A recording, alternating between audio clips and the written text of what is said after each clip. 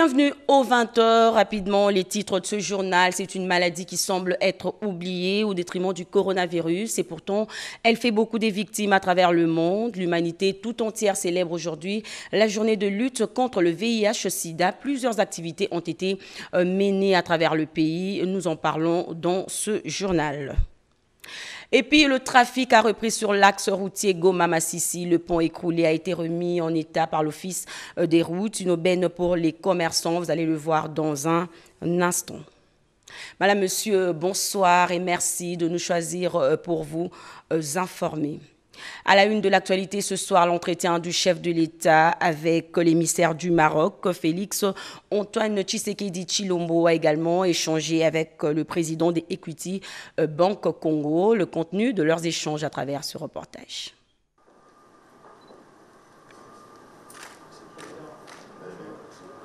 Il s'agit du ministre délégué au ministère marocain des Affaires étrangères, coopération africaine et des Marocains de l'étranger. Mohsin Jazouli était porteur d'un message de Sa Majesté le roi Mohamed VI auprès du chef de l'État Félix Antoine Tshisekedi Tshilombo, rappelant les bonnes relations historiques qui existent entre les deux pays.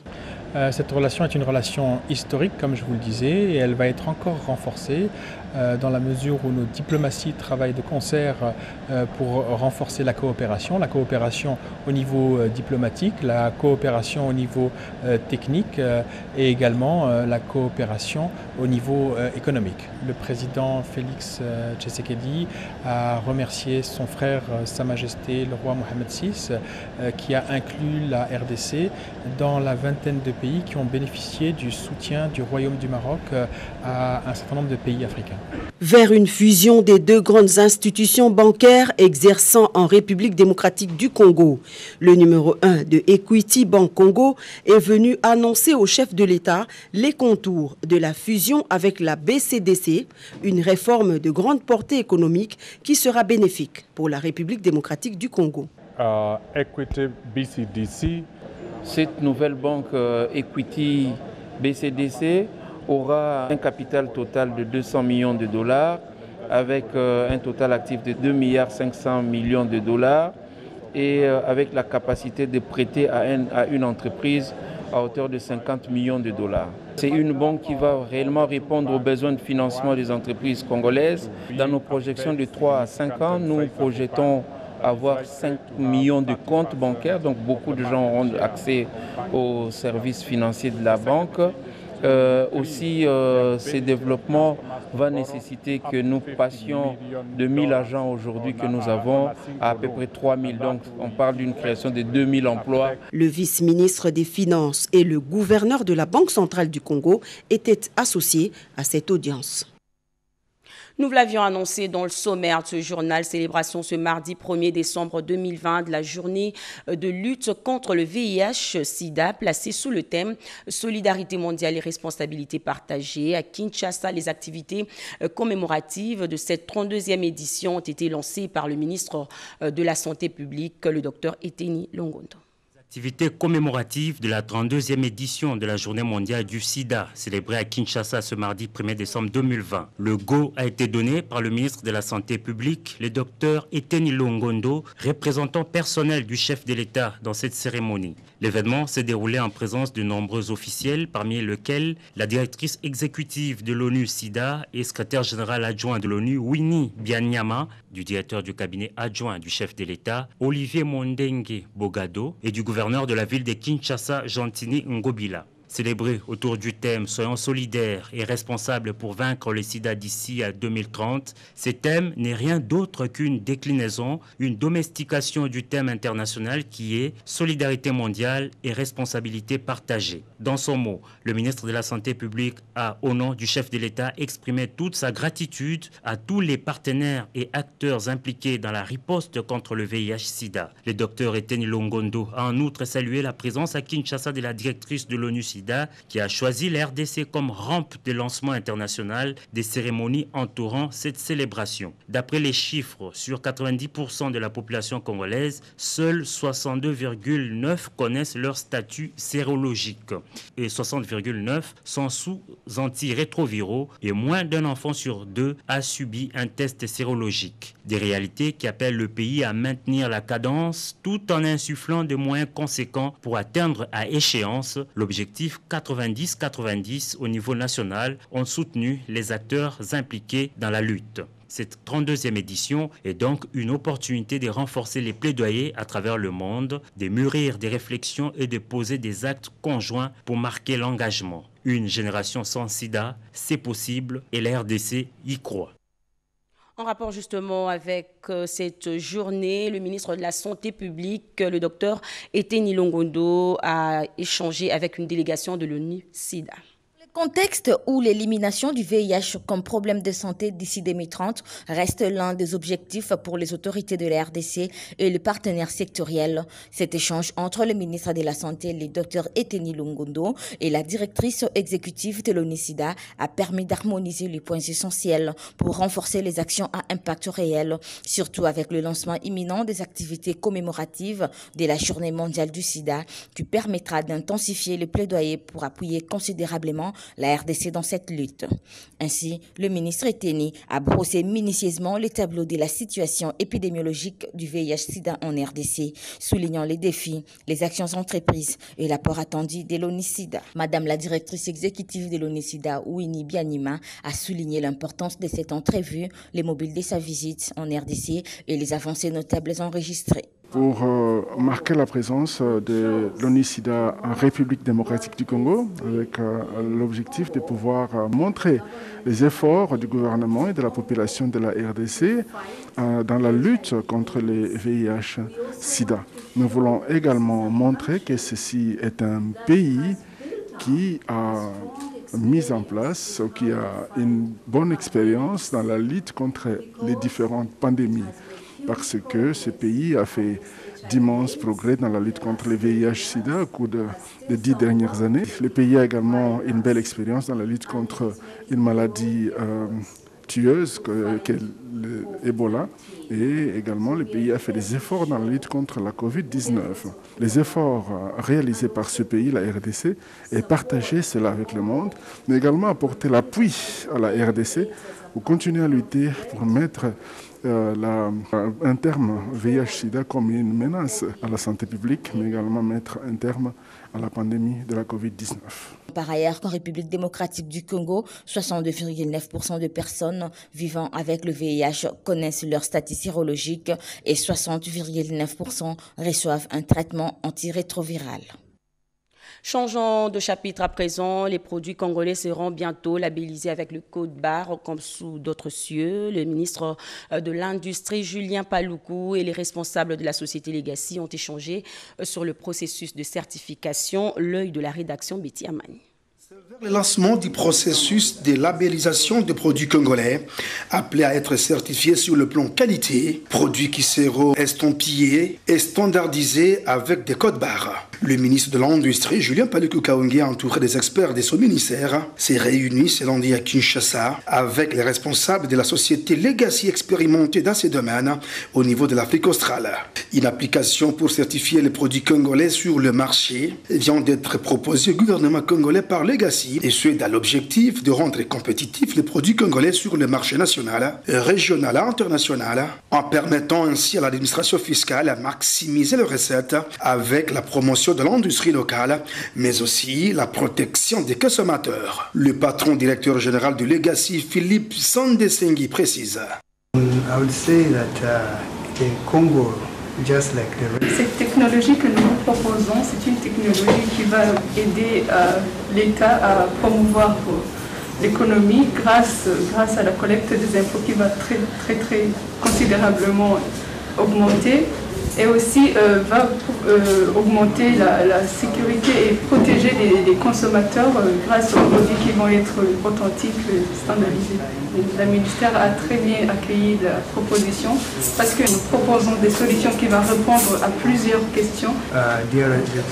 DRC is embracing the latest. Avec la zone des libre-échanges continentale africaine, le CAF, la République démocratique du Congo doit labelliser ses produits, a insisté le ministre de l'Industrie.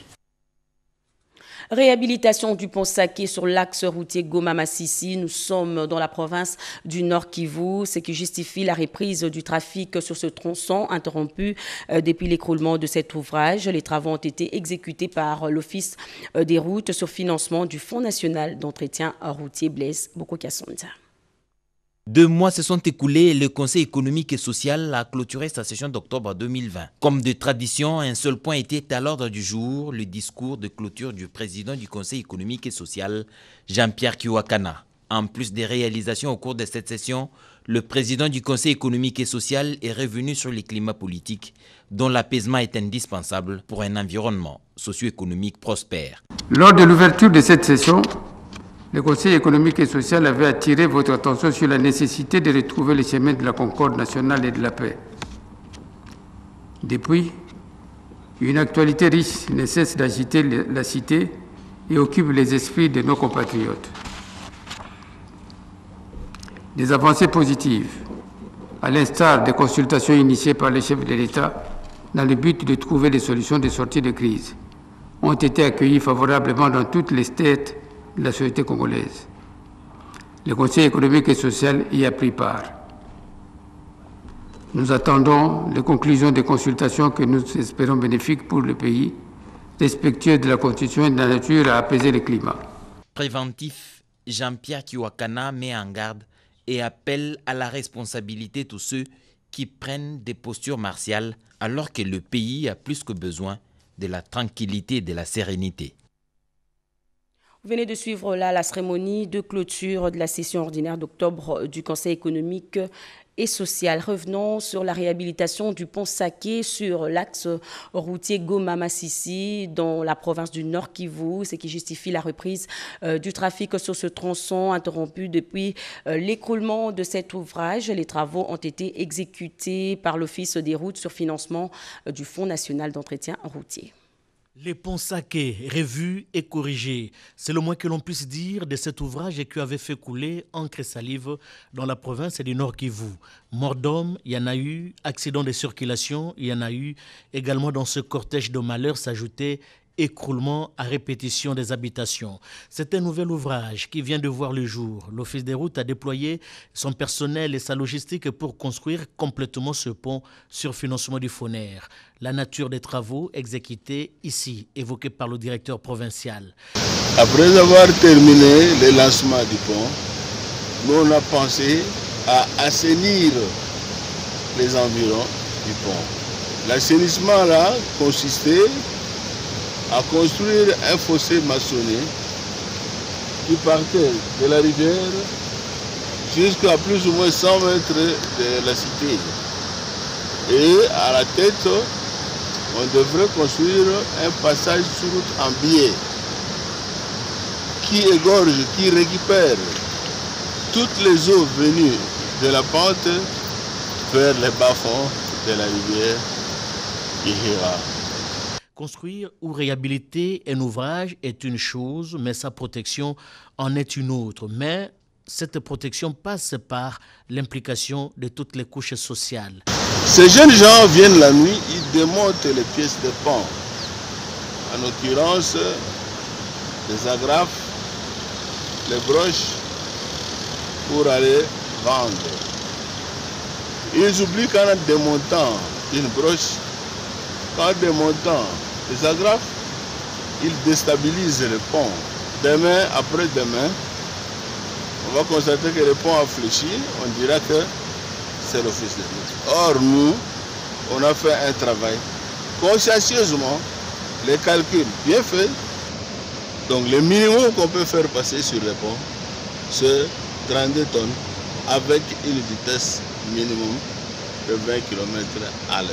Le message est on ne peut plus clair. Le respect du tonnage s'avère indispensable pour protéger l'ouvrage réhabilité. Sinon, le pire s'en suivra avec toutes les conséquences néfastes sur le vécu des populations riveraines dans la province du Nord Kivu. Autre actualité, une sensibilisation accrue pendant les 16 jours d'activisme contre les violences basées sur le genre. La ministre d'État, ministre du genre, a échangé tour à tour avec une délégation du Bureau conjoint des Nations Unies et l'Association des femmes militantes pour la paix dans la région de Grand Lac. Yvette Makoutima et Cédric Kenina ont signé ce reportage. Les violences basées sur le genre. Les travaux avec les partenaires consistent donc à prévenir, intervenir, financer et collecter les données nécessaires dans la lutte contre ces violences. C'est dans ces contextes que la ministre du Genre, Enfants et Familles, Béatrice Lomé-Tilité, a échangé avec une importante délégation du Bureau conjoint des Nations Unies aux droits de l'homme, venue présenter les canevas du programme des activités liées à cette période. Et nous avons, dans le cadre de ces 16 jours d'activisme, pratiquement toutes les journées sont des journées de droits de l'homme. Aujourd'hui, nous étions en train de célébrer la journée des personnes vivant avec handicap. Ensuite, c'est une célébration qui va durer jusqu'au 4. Il y a d'autres activités. Ce sont tous ces aspects-là qu'il fallait discuter, mais en même temps, lui présenter la conseillère principale pour la protection des femmes, qui est arrivée en RDC il y a une semaine. La campagne Tolérance Zéro portée par l'équipe de la concertation collective Association des femmes militantes pour la paix dans la région des Grands Lacs a reçu toutes les assurances de la patronne du genre pour sa matérialisation. Il y a quelques États de la région, 2, qui ne l'ont pas encore fait et parmi lesquels la RDC. Nous savons que le pays a traversé beaucoup de situations. Et nous reconnaissons aussi l'engagement de nos autorités et nous gardons espoir. La ministre nous a dit rien n'est perdu. Elle peut être lancée à la fin de ces jours ou même à une autre période, mais quoi qu'il en soit, la campagne sera lancée en République démocratique du Congo. Les acteurs et actrices du ministère du Genre, Enfants et Familles mettent donc le bouchée double pour donner une autre dimension à ces 16 jours d'activisme contre les violences basées sur le genre. Et puis ce point de presse organisé par la Fédération des entreprises du Congo, la FEC, dit être partenaire privilégié du gouvernement. Message du syndicat patronal de la RDC au cours d'un échange avec les journalistes. En voici la déclaration. Les membres du conseil d'administration de la Fédération des entreprises du Congo tiennent à renouveler leur engagement à la construction des principes inhérents à un état de droit, axe pivot de la vision du chef de l'État. La FEC, en tant que secteur privé formel, créateur de richesses, continuera à jouer son rôle en tant que partenaire privilégié de l'État et accompagnera le chef de l'État et son gouvernement pour la réussite de leur mission. Le conseil d'administration de la Fédération des entreprises du Congo rappelle qu'elle est une association sans but lucratif, organisée sous la forme d'un syndicat patronal qui exerce également des missions communes aux chambres de commerce. À ce titre, elle n'est inscrite à aucun ordre professionnel et ses actes échappent totalement au contrôle du Conseil d'État. La Fédération des entreprises du Congo maintient sa pleine confiance en la justice de notre pays, la République démocratique du Congo. Face aux irrégularités et mal jugées, manifestement contenues dans la décision du Conseil d'État, elle a instruit ses avocats conseils de mettre en œuvre tous les mécanismes juridiques appropriés afin de préserver les libertés d'association syndicale respectivement consacrées par les articles 37 et 38 de la Constitution. Aussi, à l'issue de la réunion de ce jour, le conseil d'administration tient à préciser, premièrement, que la FEC fonde de son essence sur son indépendance et son caractère apolitique. Deuxièmement, que l'Assemblée générale ordinaire et élective, tenue en date de 26 novembre 2020, s'est scrupuleusement inscrite dans les prescrits de l'article 23 de ses statuts, ainsi que des articles 11 et 12 du règlement intérieur régissant son fonctionnement. La régularité des procédures a été suivie par des huissiers de justice dûment assermentés. En conséquence, l'Assemblée générale ordinaire et élective du 26 novembre 2020 est régulière. L'ensemble du conseil d'administration, de façon solidaire et unanime, s'en tient à ces résultats. Troisièmement, que la FEC se conformera toujours à ses statuts, aux textes pris en exécution de ces statuts ainsi qu'à la loi qui la régit, la FEC se soumettra toujours aux juridictions civiles que la Constitution a consacrées comme étant son juge naturel, que la FEC exercera dès lors tous les recours légaux disponibles pour s'assurer que le droit soit dit, et uniquement le droit, dans toutes les dimensions de justice et de noblesse. En ce jour de travail dans la province du Sud Kivu, le directeur général de l'Office congolais de contrôle, Célestin Pierre Rissassi, s'est entretenu avec le gouverneur de province, les membres de la FEC et certains importateurs. Ensemble, ils ont parlé de l'amélioration du climat des affaires à travers le contrôle et vérification des marchandises importées et exportées. Jacques Chiboua-Méji nous en parle. Du Nord Kivu. La délégation de l'Office congolais des contrôles et celle de Bivac International, conduite respectivement par Célestin Pierre Rissassi Tabou Amosimboa et Pierre-Olivier Gobert, tous deux directeurs généraux, se sont dirigés vers Bukavu, chef-lieu de la province du Sud Kivu. Une fois sur place, ces deux délégations ont été reçues par le gouverneur de la province, Théo Ngwabidje Kassi. Elles lui ont présenté les civilités dues à son rang et lui ont dit que l'objet de leur présence dans sa province était de renforcer les mesures de vérification de la qualité de marchandises importées et exportées. Un peu plus tard, Célestin Pierre Rissassi Tabou Amosimboa, DG de l'OCC, a présidé une séance de travail avec les membres de la FEC et divers importateurs du Sud Kivu. Et cela en présence de Madame Marie-Jeanne Zihaliroy, ministre provinciale des Finances, Commerce, Économie et Industrie, et du DG de Bivac BVRDC, Pierre-Olivier Gobert. Sans tabou, les participants à la rencontre ont évoqué la problématique de la valeur d'imposition applicable au dédouanement des importations.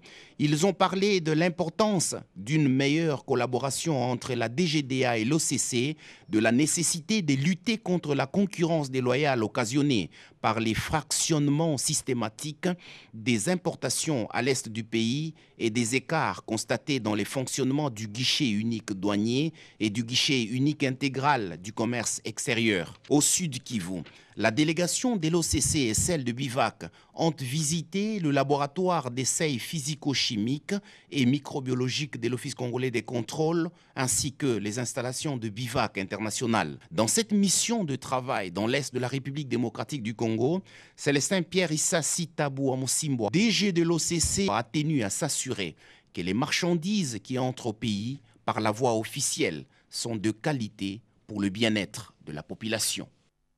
L'intégralité de ce reportage juste après ce journal. Juste à la fin de sa mission de contrôle et d'évaluation à Kalemi, dans la province du Tanganyika, la ministre d'État en charge de l'emploi, travail et prévoyance sociale, Néné Nkoulou, a invité les services publics au strict respect des textes et lois du pays, nous dit Robert Ndaïchi-Sensé. Chef-lieu de la province de Tanganyika, à 2143 km à l'est de Kinshasa, Kalemi constitue la dernière étape d'une longue tournée de travail de la ministre d'État, ministre de l'Emploi, Travail et Prévoyance sociale, Dr Néné Nkoulou. Le gouvernement de la République démocratique du Congo accorde un intérêt particulier à cette province à cause de l'apport non négligeable de recettes au budget de l'État. Ce lundi 30 novembre 2020, Néné Nkoulou foule les sols de Kalemi par l'aéroport de Kayinda. Au pied de l'avion, le vice-gouverneur a un comité restreint de sécurité. À l'extérieur, c'est toute une population en liesse déterminée à réserver un accueil chaleureux à leurs filles.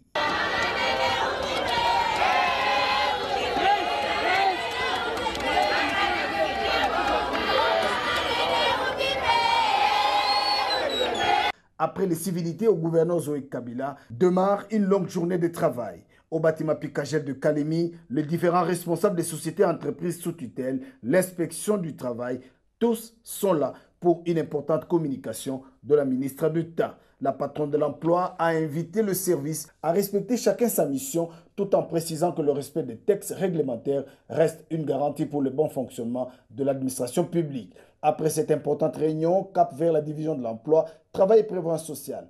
Ici, à l'absence du chef de division, parti en congé sans informer sa hiérarchie, la ministre d'État a instruit le ministre provincial du Travail de prendre toutes les mesures pour faire appliquer la loi. À la direction provinciale de la CNCS, Néné Lungakoulou est accueilli par le directeur provincial et son staff. Une visite guidée s'ensuit avant de présenter à la ministre d'État quelques difficultés, notamment la montée des eaux du lac Tanganyika qui risque d'emporter les bâtiments de la CNCS. De la CNCS, la ministre d'État s'est rendue à l'inspection du travail. Ici, un conflit oppose l'inspection du travail avec l'entreprise Safricas au sujet du bâtiment.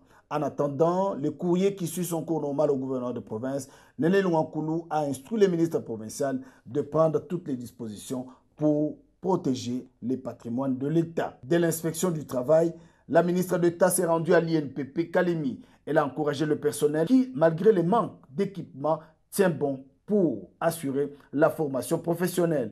Et une mission de travail qui a permis à la ministre d'État d'évaluer le programme Poule de Marins qui doit être réactivé dans la province du Tanganyika pour l'encadrement des pêcheurs. C'est à 17h30 que la délégation gouvernementale a quitté Kalemi pour Lubumbashi avant de gagner Kinshasa, la capitale.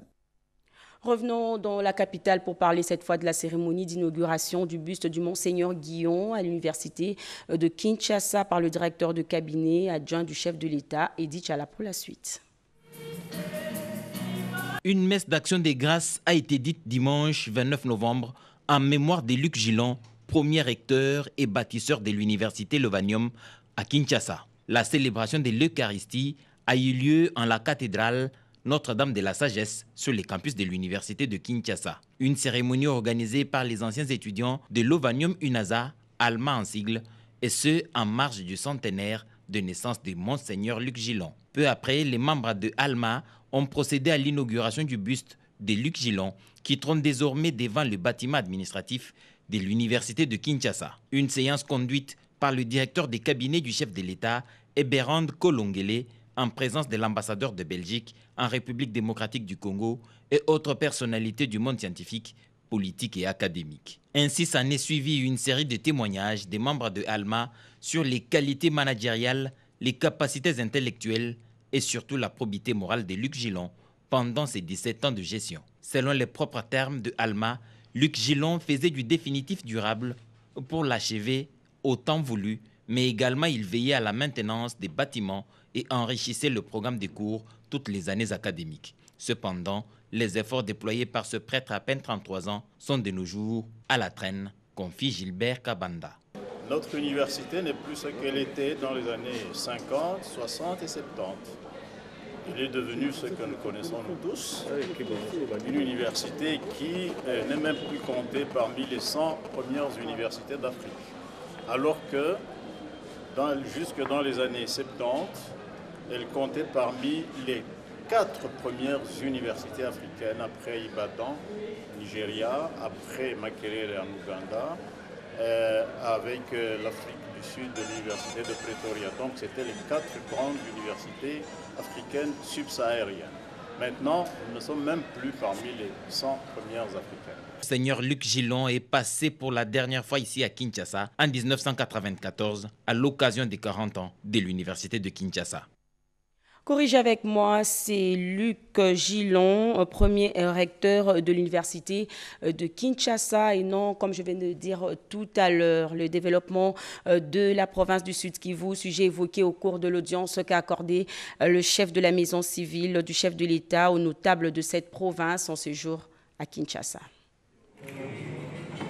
Ils sont tous des grands chefs coutumiers du Sud Kivu qui ont échangé le dimanche avec le chef de la maison civile du chef de l'État, le docteur Bruno Miteo Nienge à Kinshasa. Toutes les questions liées au développement ont été abordées au menu de ces échanges avec les notables Oumouami des territoires du Sud Kivu, regroupés au sein de la mutualité Chignabougouma.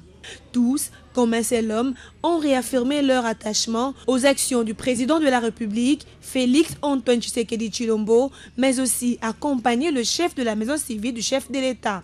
La séance d'aujourd'hui, où les Bami l'ont reçu, c'est nous, Chignabougouma, qui avions organisé cette séance ici pour que les tenants du pouvoir coutumier puissent lui parler de vive voix des problèmes qui sévissent dans notre province. Ils ont parlé des problèmes d'ordre coutumier, d'ordre de développement, d'ordre sécuritaire. Et je crois qu'ils ont choisi une oreille attentive qui peut facilement amener le message auprès de qui de droit, à savoir le chef de l'État, Et nous avons beaucoup confiance en lui parce que nous le connaissons comme homme de terrain. Il a en lui la transparence, il a en lui le vrai parler. Le Chinyabuguma se range derrière le chef de l'État. Nous sommes sûrs que le chef de l'État sera attentif à tout ce que nous avons dit. Et comme le Chinyabuguma, comme j'ai dit, représente une frange quand même importante de la population du Sud Kivu, nous sommes sûrs que nous obtiendrons des solutions parmi les problèmes que nous avons posés. Un engagement mutuel pris pour booster le social afin de faciliter l'accès de la population aux services sociaux de base, l'essentiel même du président de la République, le peuple d'abord. Le réseau de Congo Genre Développement et la Voix des Oubliés, en collaboration avec les associations partenaires, a organisé une matinée de sensibilisation sur les violences domestiques en RDC. C'était à l'occasion de 16 jours d'activisme de lutte contre les violences faites à la femme. Regardez. L'exploitation et d'abus sexuels des femmes. Ajouté à cela, les violences domestiques en République démocratique du Congo étaient au centre des échanges ce mardi 1er décembre 2020 entre le ministère du Genre, Famille et Enfants, représenté par son secrétaire général, Mme Adrien Binouana, et les réseaux de Congo Genre et Développement et la Voix des Oubliés, en collaboration avec les associations partenaires. Cela intervient à l'issue de la journée de sensibilisation à l'occasion des 16 jours d'activisme de lutte contre les violences faites à la femme. Pour ce faire, plusieurs femmes doivent briser le silence pour pouvoir combattre les violences basées sur le genre, d'autant plus que violer une femme, c'est lui arracher sa dignité humaine. Occasion aussi pour Mme Adrienne Binouana, secrétaire générale au ministère du Genre, Famille et Enfants, d'encourager cette initiative combien louable qui s'inscrit dans le but de sensibiliser toute la communauté, entre autres les hommes et les femmes, pour qu'ils comprennent que la violence ne doit pas élire domicile dans nos milieux respectifs.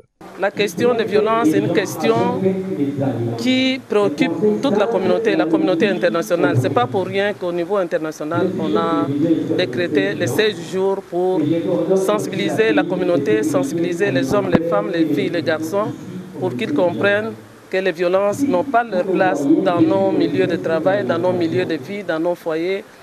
Partout où nous nous trouvons, les femmes ne peuvent pas être délaissées pour compte. Donc c'est un lancement qui a eu lieu le 25 novembre que nous continuons. Nous avons appelé les associations pour que cela rentre dans nos bases, mais également une information. C'est pourquoi d'ailleurs en permanence, dans nos sièges, il y a une cellule qui a été mise en place comme clinique juridique. Pour sa part, Maître Belinda Lutandila, rapporteur de la Commission nationale des droits de l'homme et présidente du réseau de Congo, explique les bien fondés de cette circonstance dans la promotion des droits humains.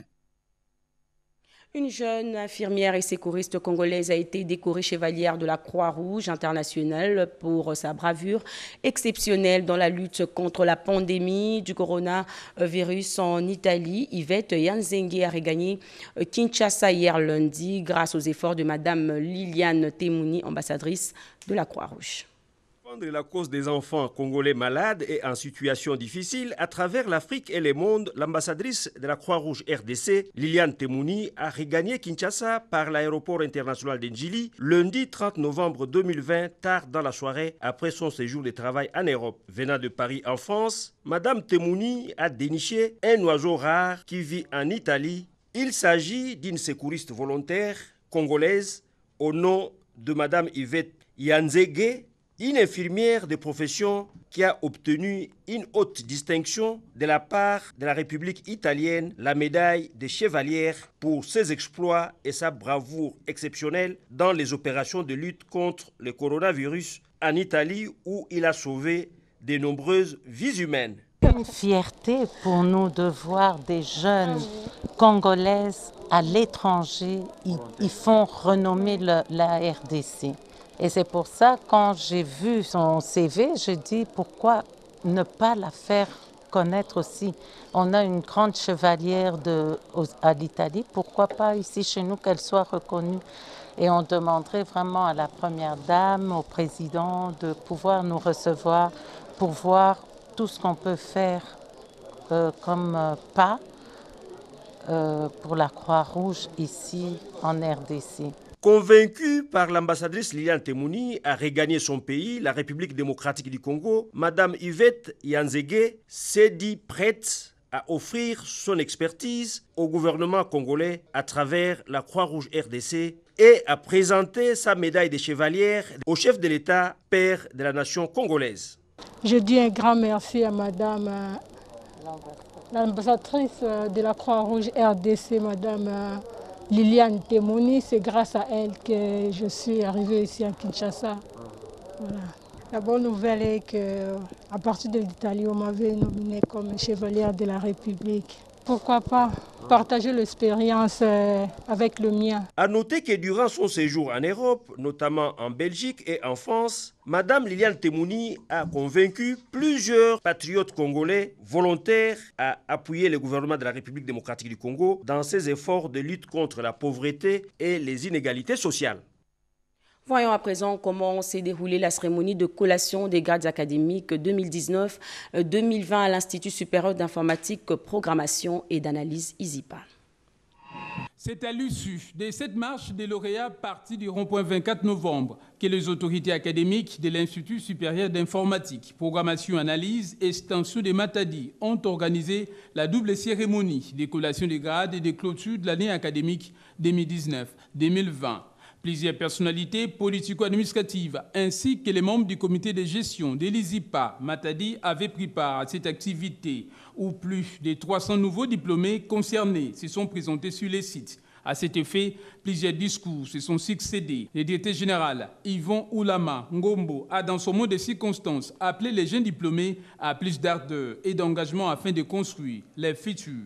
Considérant les temps nous impartis par le calendrier académique officiel, qui du reste a été bien respecté, entendu que les étudiants constituent principalement la raison de notre présence en ce lieu et ils se doivent être remerciés de manière tout à fait spéciale pour leur assiduité au travail et leur discipline, mais tout en me faisant le noble devoir de les inviter à plus d'ardeur et engagement pour construire leur futur.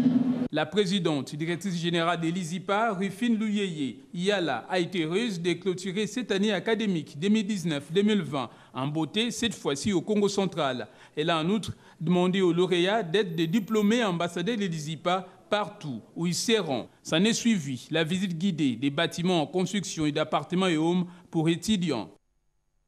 Page noire dans ce journal, le professeur Kabouya Lumuna a été inhumé cet après-midi à la nécropole entre ciel et terre, à la levée de sa dépouille à la morgue de l'hôpital du cinquantenaire. Le président du Sénat, l'honorable Alexis Thambwe Mwamba, et le premier ministre Ilunga Ilon Kamba lui ont rendu un dernier hommage.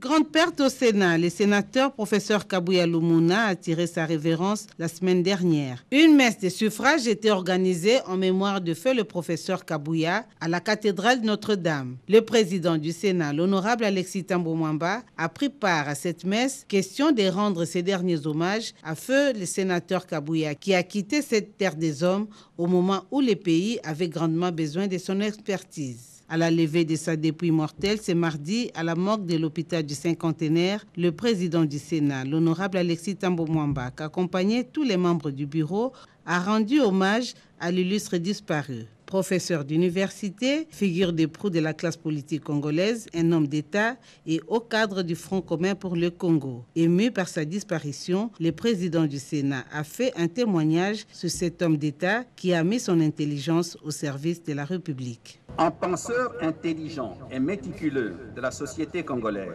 Célestin Kabouya, professeur d'université de son État, était dispensateur du savoir et des connaissances utiles. Il maîtrisait l'histoire politique de notre pays, il savait évaluer les forces politiques en présence et prenait soin de prévenir sur les risques de compromission et de dérive. Durant son passage au Sénat, il a eu le temps de laisser ses marques. Sa contribution a été remarquable depuis les travaux au sein de la commission spéciale chargée de la validation de mandats, en passant par l'élaboration du règlement intérieur du Sénat, jusqu'aux multiples interventions au cours des séances plénières et des séances en commission permanente. Il était toujours pertinent et constructif, jamais vindicatif ni vulgairement partisan.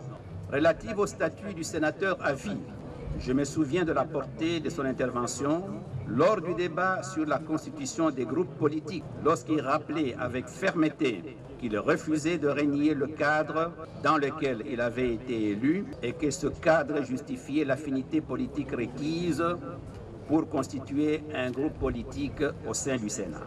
Le bureau est allé par la suite s'incliner à la dépouille mortelle de feu l'honorable Comte de Villa-Kikanda, l'élu de Goma et président national de l'ARC. Au nom du président du Sénat, la rapporteure du Sénat a déposé une gerbe de fleurs. De cinquantenaires, le cortège funèbre de l'honorable Kabuya Lumuna s'est ébranlé à Nécropole entre ciel et terre pour l'inhumation. Les rapporteurs du Sénat, professeur Kaumba, ses collègues sénateurs et le premier ministre Ilunga Ilunkamba ont accompagné l'illustre disparu à sa dernière demeure.